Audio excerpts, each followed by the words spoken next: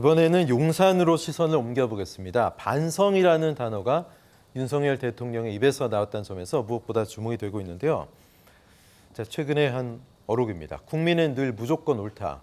또 부족한 여건 속에 최선을 다했지만 국민 보시기에 미흡했다는 걸 인정하자.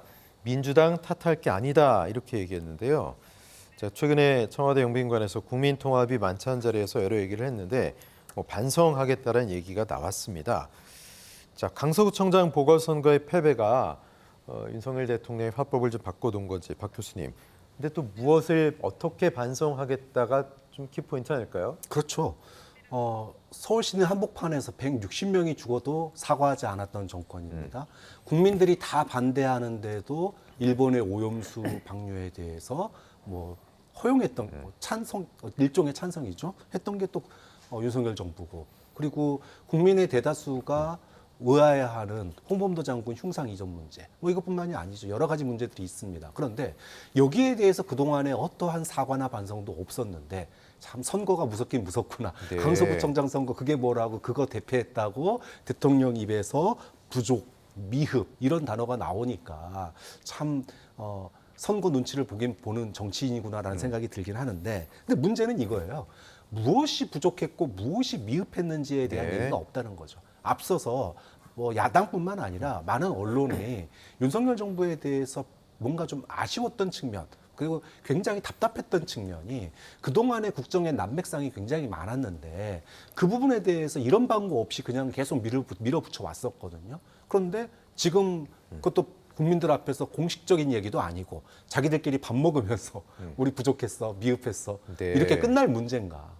그럼 앞으로 뭘 어떻게 하겠다는 내용도 없어요. 좀 그런 점에서 이게 야당, 지금 이제 여당의 2기 지도부, 김기현 2기 지도부에게 잘하자는 의미로 그냥 한 부족과 미흡인 건지, 아니면은 자신의 어떤 정책, 이제까지 이루어왔던 국정 운영에 대한 부족과 미흡인 건지, 이거를 갖다가 공식적인 얘기가 아니라 밥 먹으면서 할 얘기인가, 이게. 그런 점이 굉장히 좀 아쉽다기보다는 아직도 많이 이게 소위 말해서 반성이라고 하는 부분에서 본다면 부족한 거 아닌가라는 느낌을 지울 수가 없습니다. 네. 그런데 이 달라진 화법 기류, 윤 대통령만 주목할 일이 아닌데요. 김기현 지도부 체제 이후 국민의힘의 논평의 80% 이상이 민주당, 야당을 비난한 내용이었다. 이런 통계가 있습니다. 근데 이 기조를 좀 바꾸겠다는 거죠. 하지만 그렇게 또 쉬울까도 싶고, 항상 여야가 서로를 비난하면 뭔가 논평이라는 게 건설적이고 좀 도움이 되고 대안을 제시하는 발전적인 것들이 돼야 되는데 그냥 서로 흠집내고 욕하는 게 전부였잖아요.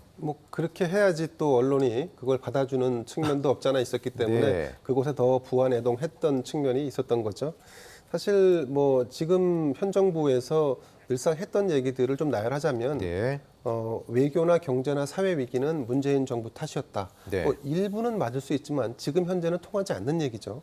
그리고 개혁 과제를 하려고 해도, 국정 운영을 정상적으로 하려고 해도 민주당 거야가 발목을 잡고 있다라고 치부를 했었고, 그리고 이제 어떤 위기 상황에 도래했을 때는 항상 방탄을 얘기하면서 이재명 사법 리스크를 때렸죠. 그걸 통해서 반사이익을 얻은 그것도 분명한 사실 중에 하나죠. 자, 그러다 보니까 이러는 사이에 말씀하신 것처럼 국민의힘이 사라지고 주어에 국민의힘이 등장하고 또 주어에 윤석열 대통령이 등장해야 되는데 민주당이 등장하고 이재명이 등장했.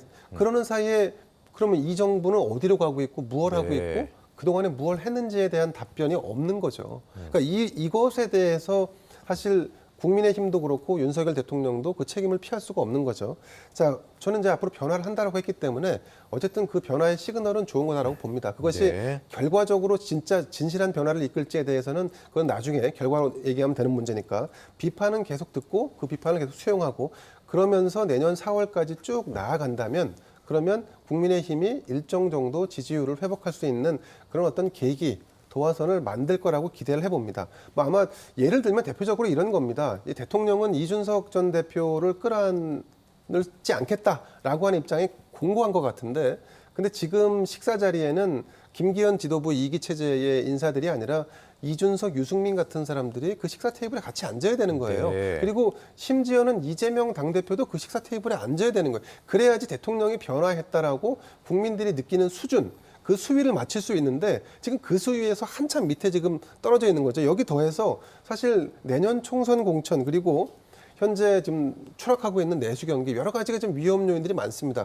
그게 내년 4월 총선까지 다시 회복될 수 있는가에 대해서는 오히려 악화될 요인이 많지 회복될 요인이 많지 않다는 점에서 네. 사실은 윤석열 대통령의 고민은 더 깊을 수밖에 없다라고 봅니다. 네.